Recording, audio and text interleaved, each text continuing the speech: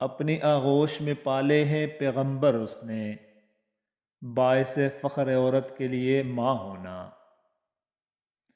اس خدا سے ڈرتے رہو جس کی صفت یہ ہے کہ اگر تم بات کرو تو وہ سنتا ہے، اگر دل میں رکھو تو وہ جانتا ہے۔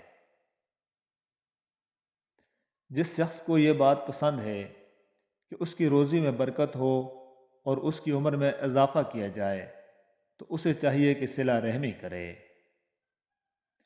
چھپکلی سے ڈرنے والی ایک نازک لڑکی جب ماں بنتی ہے تو اولاد کی خاطر دنیا کے مگر مچھوں سے بھی لڑ جاتی ہے۔ برے لوگ جالی کی طرح ہوتے ہیں جن کے اندر جھوٹ اور فریب کے سوراخ ہوتے ہیں، اور خوشیاں پانی کی طرح ان کے اندر سے نکل جاتی ہیں۔ انسان کو اپنی اوقات اس وقت پتہ چلتی ہے جب اسے وہاں سے ٹھوکر پڑے جہاں اس نے سب سے زیادہ بھروسہ کیا ہوتا ہے۔ تقدیر بنانا بھی اللہ رب العزت کے ہاتھ میں ہے اور تقدیر بدلنا بھی، بس تم وہ نہ چھوڑنا جو تمہارے ہاتھ میں ہے، یعنی دعا۔ عقل مند اور بے وقوفوں میں کچھ نہ کچھ عیب ضرور ہوتا ہے، مگر عقل مند اپنے عیب کو خود دیکھتا ہے اور بے وقوفوں کے عیب دنیا دیکھتی ہے۔ مخلص رشتے ہمیشہ یاد رہتے ہیں، دلوں میں بھی، لفظوں میں بھی اور دعاؤں میں بھی۔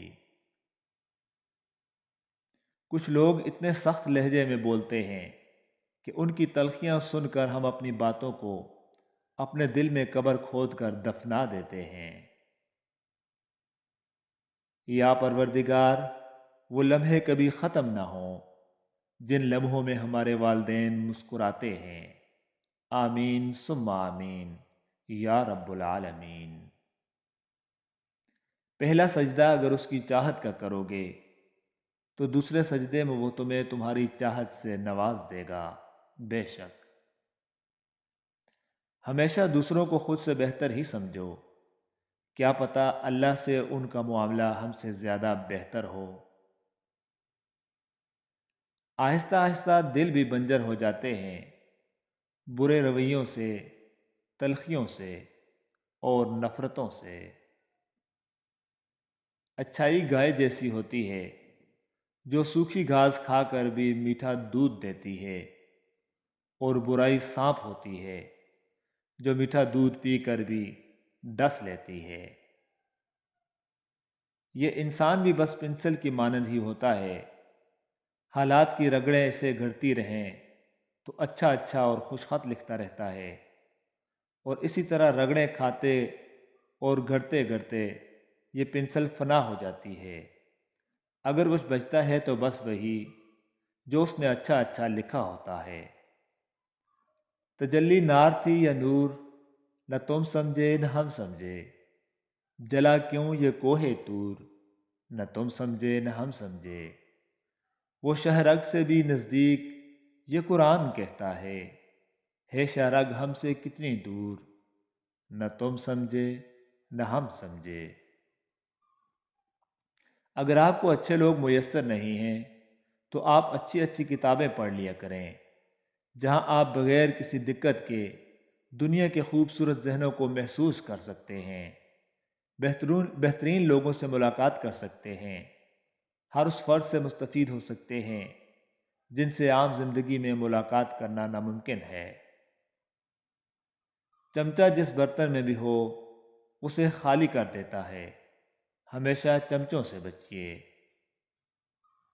افسوس پرندوں کو خبر بعد میں ہوگی، کٹ جانے سے پہلے یہ شجر ٹوٹ رہا ہے۔ وقت بتا دیتا ہے لوگ کیا تھے اور آپ کیا سمجھتے تھے۔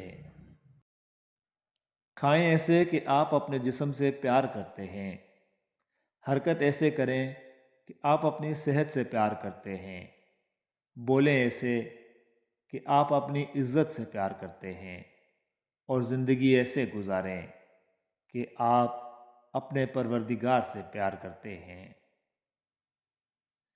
شام مرتی نہیں تنہا کبھی، ساتھ ایک دن بھی چلا جاتا ہے۔ دنیا میں زندہ رہنے کے لیے اور وقت گزارنے کے لیے دنیا کے اس کارخانے میں بھاگ دوڑ تو کرنا ہی پڑتی ہے، مگر سر فہرست اللہ رب العزت کی ذات اور اس کی اطاعت کا ہونا لازمی ہے۔ زندگی خوبصورت ہے، اس کو جینا ہے، گزارنا نہیں۔ ہر حال میں اللہ کا شکر ادا کرو، کیونکہ دنیا میں بہت سے لوگ ایسے ہیں جو تمہارے پاس موجود نعمتوں کے حصول کی خواہش رکھتے ہیں، اس لیے ان نعمتوں کی قدر کرنا سیکھو اور ان چیزوں پر نظر نہ رکھو جو تمہیں میسر نہیں، بلکہ ہمیشہ ان چیزوں پر نظر رکھو جو تمہارے پاس موجود ہیں، جو تمہیں بغیر محنت کے حاصل ہیں، خواہ وہ تمہارا سانس لینا ہو یا کوئی اور آسائش زندگی جن کو تم اہمیت نہیں دیتے۔ اس لیے اللہ کی دی گئی ہر نعمت کی قدر کرو اور اللہ کا شکر ادا کرنے کی عادت ڈالو۔ آپ جس چیز پر بھی توجہ دیں گے وہ لازماً بڑھے گی۔ اب یہ آپ پر ہے کہ آپ نے اپنی زندگی میں کیا بڑھانا ہے، اندیشے، احساس کمتری، نا امیدی، تفکرات یا اللہ سے امید۔ امام ابن القیم رحمۃ اللہ علیہ فرماتے ہیں، جان لو کہ جب لوگ تم سے متاثر ہوتے ہیں تو وہ در حقیقت اللہ کے اس خوبصورت پردے سے متاثر ہوتے ہیں جو اللہ نے تمہاری کوتاہیوں پر ڈال رکھا ہے۔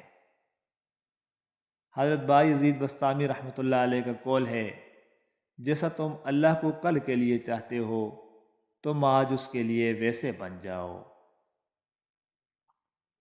آپ جس سے بہت زیادہ پیار کرتے ہیں اس کی عدم موجودگی میں آپ یتیم ہی رہیں گے، چاہے ساری دنیا آپ کو گلے لگا لے۔ محبتیں زوال پر نبھائی جاتی ہیں، عروج پر تو پرائے بھی اپنے ہو جاتے ہیں۔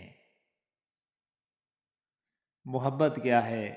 سمجھو تو احساس، دیکھو تو رشتہ، کہو تو لفظ، چاہو تو زندگی، کرو تو عبادت، نبھاؤ تو وعدہ، اور مل جائے تو جنت۔ زندگی میں ہمیشہ وہ لوگ پرسکون رہتے ہیں جو پوری نہ ہونے والی خواہشوں سے زیادہ ان نعمتوں پر شکر کرتے ہیں جو اللہ نے انہیں عطا کی ہیں۔ اپنی خواہشات پر کڑی نظر رکھو، بعض خواہشات کی پیروی ہمارے ایمان کو کھوکھلا کر دیتی ہے۔ ہم کب اور کتنا اپنے رب سے دور ہو چکے ہوتے ہیں مگر ہمیں اس کا ادراک نہیں ہوتا۔ دوسروں کے گناہوں کو شمار کرنا چھوڑیے، کیونکہ اس کے لیے فرشتے مقرر کیے جا چکے ہیں۔ اپنے اعمال پر نظر ڈالیے، کیونکہ ان کے لیے فرشتے بھی مقرر ہیں اور آپ کو جواب بھی لازمی دینا ہوگا۔